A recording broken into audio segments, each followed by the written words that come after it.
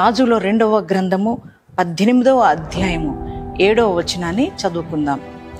యెహోవా అతనికి తోడుగా ఉండెను, తాను వెళ్ళిన చోటనెల్లా అతడు జయము పొందెను.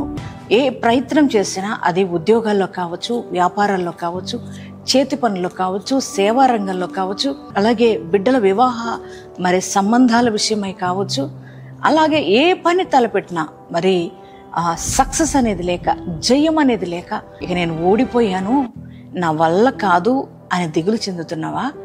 అయితే ఉదయకాలం దేవుడు నీతో మాట్లాడుతున్నాడు. ఆయన అంటున్నారు, నువ్వు ఓడిపోవు. దేవుని బిడ్డలారా, మన జీవితాల్లో జయాన్ని ఇచ్చే దేవుడు, మనం ఆరాధిస్తున్న దేవాది దేవుడు.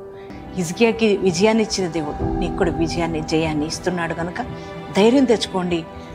దిగులు చెందొద్దు, కలవరపడొద్దు. ఎంతమంది ఈ వాగ్దానాన్ని మీ జీవితంలోకి రిసీవ్ చేసుకున్నారో, మీ అందరి జీవితాల్లో ఈ వాగ్దానం నెరవేర్చబడును గాక.